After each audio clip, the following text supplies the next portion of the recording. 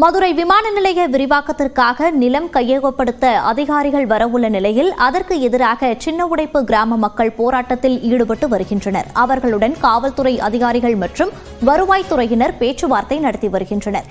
இதுகுறித்த கூடுதல் தகவல்களை நமது செய்தியாளர் கருணாகரன் வழங்க கேட்கலாம். கருணாகரன், அங்கு கள நிலவரம் என்னவாக உள்ளது? விவரங்கள்.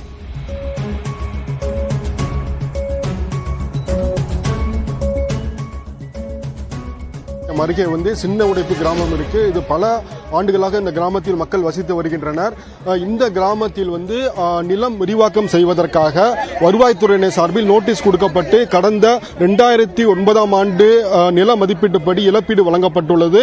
இது தொடர்பான வழக்கு நிலுவையில் உள்ளது. இந்த நிலையில் கடந்த சில நாட்களாக நிலம் கையகப்படுத்துவதற்கு வருவாய்த்துறையினரும் காவல்துறையினரும் முயற்சி மேற்கொண்டனர். ஆனால் உரிய மாற்று இடம் வழங்காமல் எங்களை அப்புறப்படுத்தக்கூடாது என்பதற்காக கிராம மக்கள் போராட்டத்தில் ஈடுபட்டு வந்தனர். இன்று காலை ஒரு 300க்கும் மேற்பட்ட போலீசார், வஜ்ரா வாகனம் மற்றும் திரளான வருவாய்த்துறையினர் அப்புறப்படுத்துவதற்காக வந்தனர். மின் இணைப்பை துண்டித்தனர்.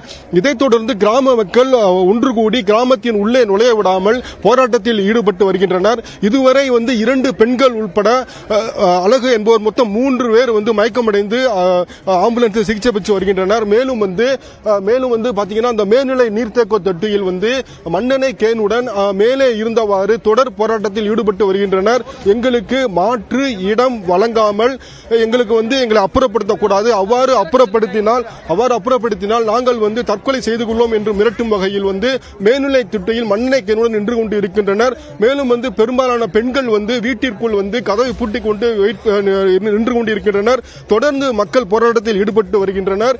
எனவே தற்பொழுது வருவாய்த்துறையினர் மற்றும் காவல்துறையினர் போராட்ட மக்களுடன் பேச்சுவார்த்தை நடத்தினர். அப்பொழுது வருகிற சனிக்கிழமை வரை நாங்கள் கால அவகாசம் வழங்குகிறோம், அதற்குள் நாங்கள் எங்களுக்கு உரிய வாய்ப்பு கொடுக்க வேண்டும் என்று கூறினார்.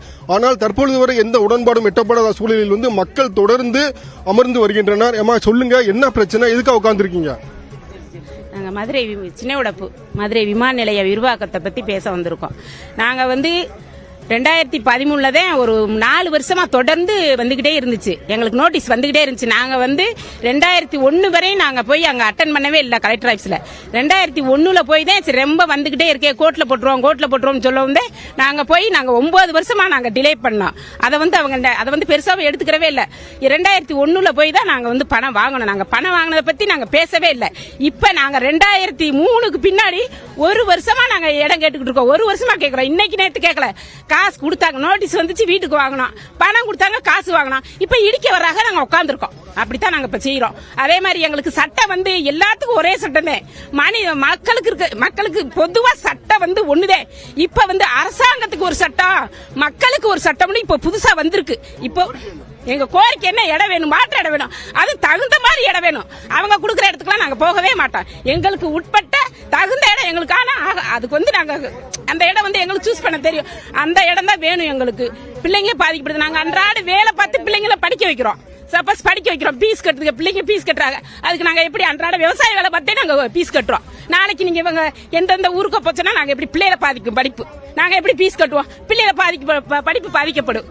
அதனால இப்ப மேல சொல்றேங்க. சொல்லுங்க சார், இங்க இருக்க மக்கள் ஒவ்வொருமே விவசாய மக்கள்.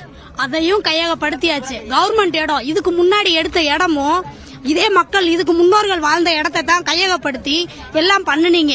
மிச்சம் இருக்க இடத்தையாவது மக்களுக்கான வழியை செஞ்சுட்டு நீங்க வாங்கிக்கங்க. இப்போ இடத்த மட்டும், விவசாய இடத்த மட்டும் நீங்க புடுங்கல, வீட்டோட சேர்த்துதான் புடுங்கிருக்கீங்க. இடத்துக்குரிய காசை கொடுத்துருக்கீங்க. அந்த காசை வச்சு நாங்க 1 சென்ட் இடம் வாங்க முடியுமா? நீங்க கொடுத்த இடத்துக்குரிய காசை வச்சு நாங்க வெளியில ஒரு சென்ட் இடம் எங்களால வாங்க முடியல. அப்ப நீங்க என்ன கவர்மெண்ட் எங்களுக்கு என்ன நல்லது செஞ்சிருக்கீங்க? எல்லாருக்கும் முன்னோடியா இருக்க கவர்மெண்ட் எங்களுக்கு தாயா இருக்கணும். நீங்க தாயாலாம் கிடையாது.